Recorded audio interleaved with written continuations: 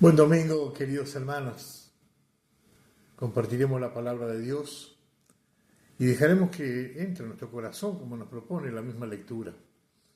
Lo escuchamos con la fe que el Señor nos ha dado y nos ha congregado en su iglesia. Lo hacemos en nombre del Padre, del Hijo y del Espíritu Santo.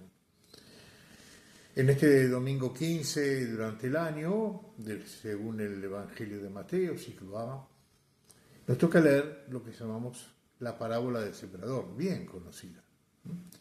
No la voy a leer entero, el texto propuesto por el Evangelio, porque es muy largo. Hay una propuesta más corta, que es una parte. Luego en las aclaraciones del video va a estar entero.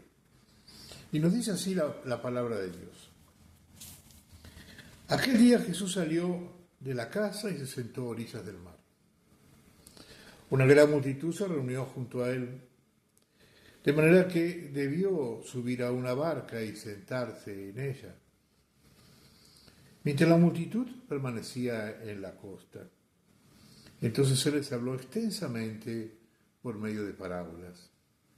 Les decía, el sembrador salió a sembrar, al esparcir las semillas, algunas cayeron al borde del camino y los pájaros las comieron. Otras cayeron en terreno pedregoso, donde no había mucha tierra, y brotaron enseguida, porque la tierra era poco profunda. Pero cuando salió el sol, se quemaron, por falta de raíz, se secaron. Otras cayeron entre espinas, y estas al crecer las ahogaron. Otras cayeron en tierra buena y dieron fruto, unas 100, otras 60, otras 30. El que tenga oídos, que oiga. Palabra del Señor. Luego el texto sigue con la interpelación de los apóstoles, por qué usa parábola, y la explicación de Jesús. Y luego sigue también entonces con la explicación en palabras del Señor de la parábola que ha dicho, ¿no? Como les decía, lo podemos leer aparte. La parábola es una manera de enseñanza, donde se propone una enseñanza, pero envuelta en toda una realidad cotidiana. Y si miramos las parábolas de Jesús, todas se refieren a eso, a la vida de esa gente. No es la nuestra hoy día, pero sí la podemos entender igualmente, porque son cosas universales. Esta vez nos va a hablar de la siembra, la experiencia de sembrar, aunque sea, cuando íbamos a la escuela y nos hacían el germinador, la tenemos todos. Pero ¿por qué las va a hacer las parábolas? Sí, para enseñar, pero a la vez oculta. De alguna manera la parábola es un desafío al que escucha. Trata de entender. Solamente el que tiene interés, el que pone algo de él, puede entrar en el significado de la parábola. No es algo directo, evidente, esto es así, así. Y vamos a ver por qué es tan necesario ese esfuerzo, ¿no es cierto? Es una manera de hacerlo nuestra, ¿no? Lo que se adquiere de manera superficial, como nos pasa hoy día. Toda la información que nos da el mundo, todo lo que nos bombardean constantemente, es algo constantemente superficial. No tenemos que hacer un esfuerzo para recibirlo. Las cosas de Dios no son así. Hay que estar queriendo recibirlas. Y todas las cosas son así. Los dones de Dios siempre son así. Acá hablamos del don por excelencia. Dios ha hecho todas las cosas por su palabra. Dice el Génesis, y dijo Dios, se haga el cielo y la tierra, y las hizo. Y se haga el hombre, y lo hizo, ¿no? O sea, la palabra de Dios es poderosa, no solamente para el primer momento de la creación y de entablar ese diálogo amoroso con la creación, sino que una vez roto ese diálogo, el único camino es la reconciliación en la escucha. La única camino. Por eso el camino de salvación que se nos ha dejado a todos pasa por el oído. Y lo primero que nos llama la atención cuando escuchamos la palabra de Dios, A veces no es tanto lo que dice, sino quién lo dice. Que Dios me esté hablando a mí, que Dios me esté diciendo algo, que me esté interpelando en algo, significa que me está tomando en cuenta. Que yo no soy don nadie para Dios. Si estoy escuchándolo y estoy entendiéndolo, está hablándome a mí. Y esto tiene que llevar siempre, entonces, no solo a una admiración, sino a un esfuerzo. Porque después de la primera pregunta, ¿quién es el que me habla? Es mi Dios. Viene la segunda, ¿qué me dice? Y ahí trató de entender. No es lo mismo, ¿no es cierto? Cuando te habla alguien que tiene importancia en tu vida, que alguien que cruce y te diga algo. Son cosas distintas. Veamos ahora el contenido mismo de la parábola. Es una experiencia de la siembra, ¿no es cierto? O sea, en aquellos tiempos, pensemos, ubiquémonos, estamos en Palestina, no había alambrados. A lo sumo, en la huerta, en las cosas más íntimas de la casa, había cerco de piedra, pero en todo el campo no había. O sea que los lotes se sabían que este era mi lote, aquel era el tuyo, pero no había una división física. Y esto produce un efecto, ¿no es cierto? Sobre todo en las zonas un poquito más pobladas, que es el cortar camino.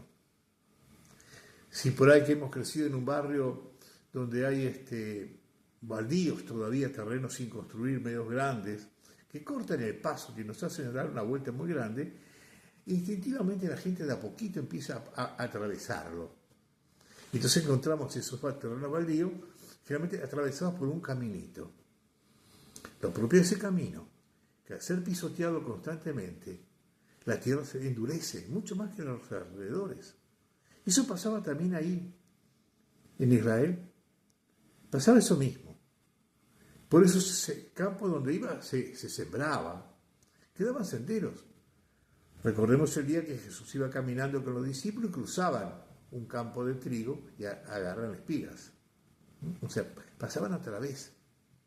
Era así, era lo que se hacía. El tema es cuando se iba a sembrar.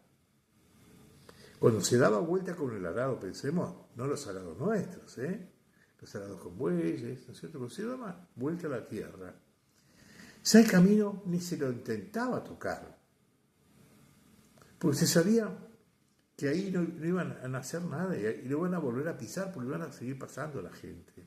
O sea que esa parte de tierra, siempre, aunque todo se había movido, quedaba dura.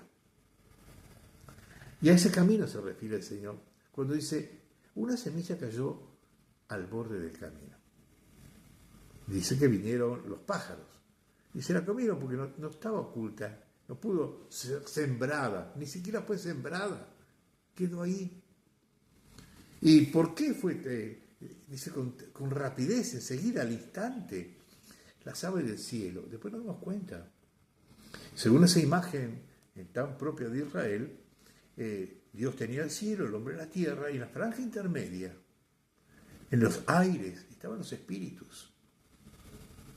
Los espíritus que eran malos. Y esos espíritus que eran malos son los que vienen a robarse la palabra.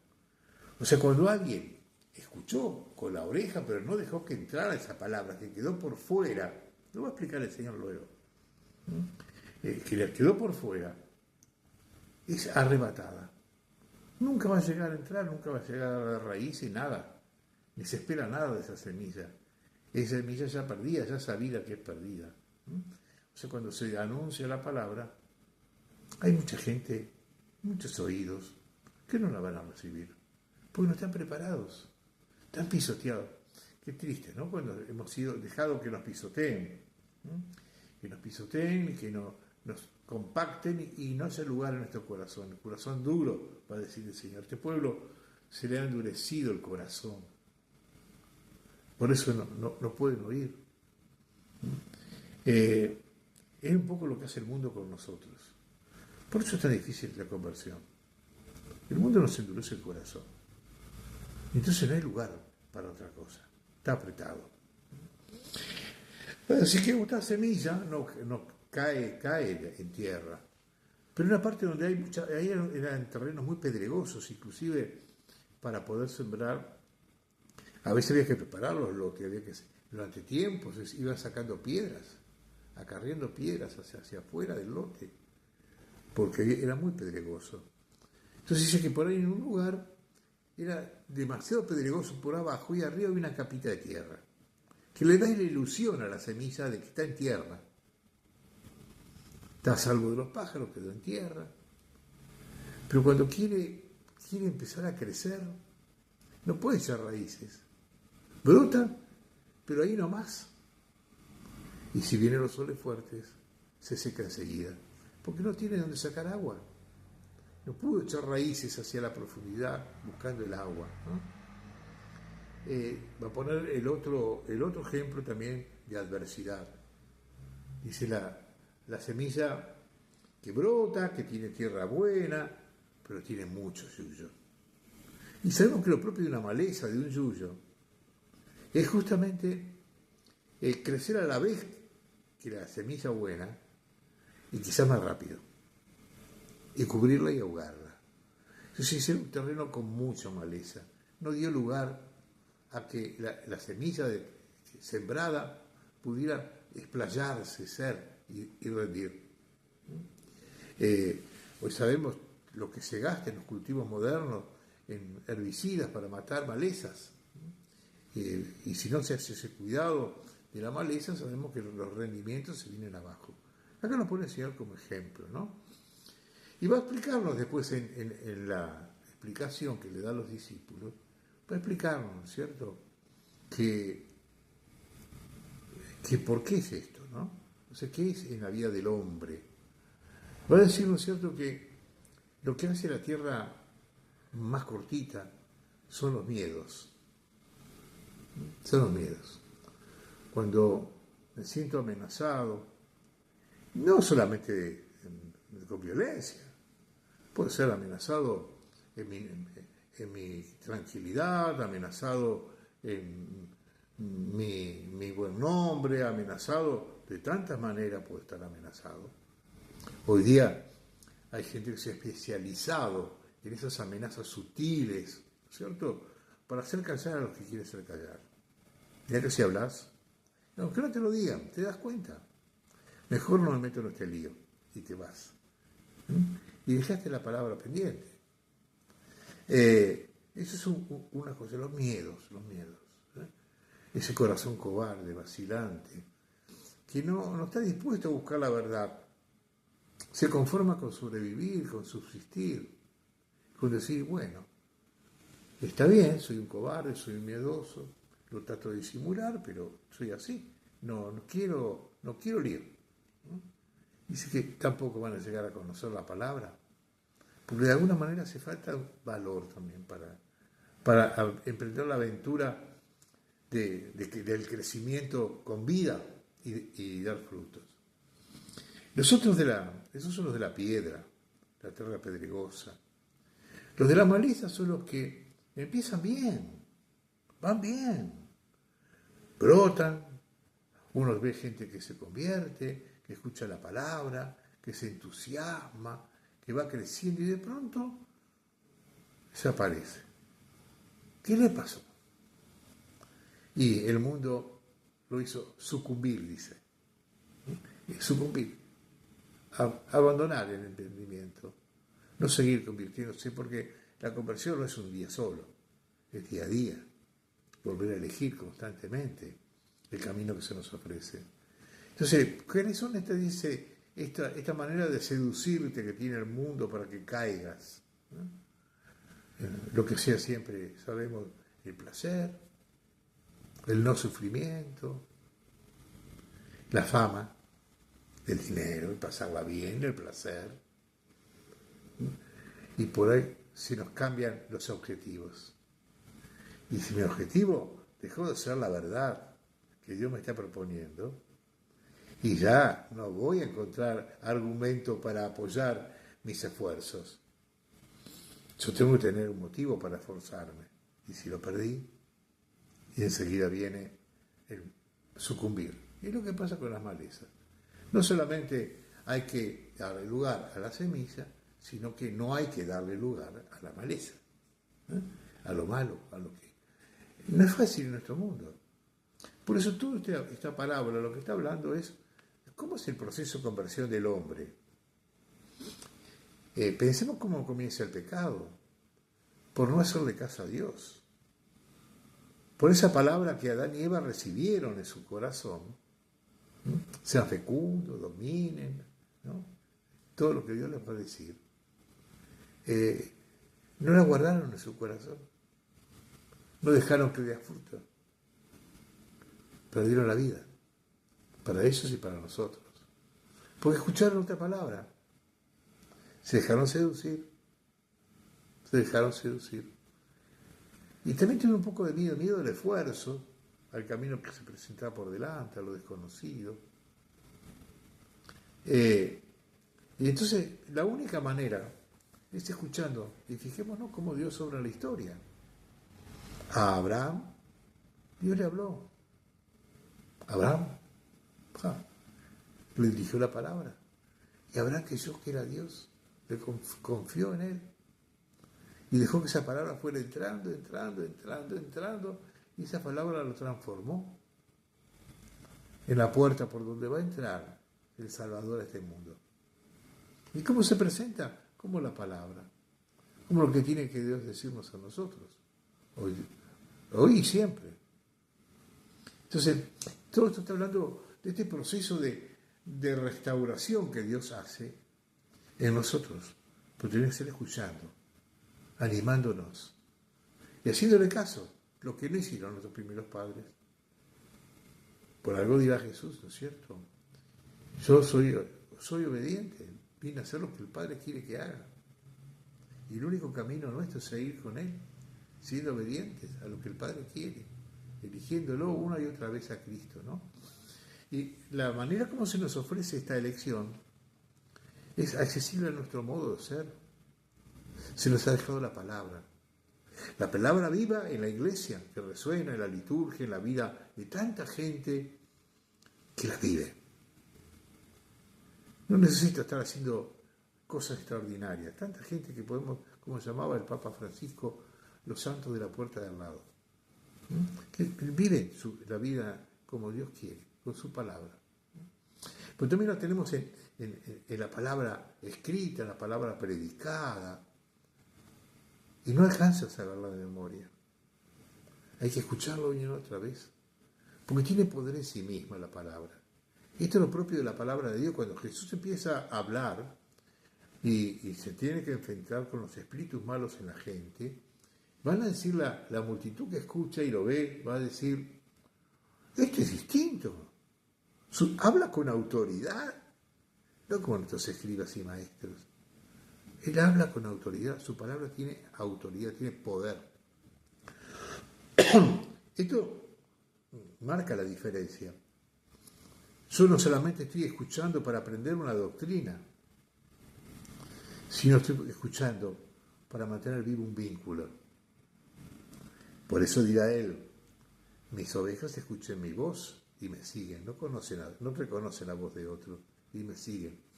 El vínculo entre el Señor y su rebaño, Él como buen pastor, es justamente su palabra, que era también una realidad de Israel. Los pastores que salían solitarios a llevar su pequeño lote de ovejas a pastar o a beber en algún lugar, marcaban el sendero con su voz, cantando. Y el rebaño conocía la voz y seguía a su pastor. Aunque por ahí pareciera que no lo estaban mirando, pero sabían dónde estaba porque venían escuchándolo. También nosotros. Esta escucha de la palabra es el gran regalo. Abrí tus oídos, tené ganas, hacé el esfuerzo. Esto no viene solo. Solamente el que busca encuentra. Porque Jesús lo promete. Todo el que busca encuentra, pero el que busca. A veces Dios te interpela de pronto, como pasó con San Pablo en el camino de Damasco. Pero ya estaba preparado el corazón de Pablo. Dios sabía el corazón que estaba necesitando escuchar su palabra y estaba muy confundido. A veces Dios hace eso. Comenzó con Abraham. Comenzó con María. Irrumpe con su palabra, como un desafío, ¿no? Pero ahí tenemos que decidir también ahí, ¿qué hago? ¿Le creo o no le creo? Que el Espíritu Santo te guíe siempre y que puedas realmente escuchar la palabra y vivir por ella. Y no solamente eso, compartirla en tu familia, en tu comunidad, que sea el alimento que te mantenga vivo para siempre. Esto es, ilumine tu semana, aliente tu fe y Dios te bendiga en nombre del Padre, del Hijo y del Espíritu Santo. Amén.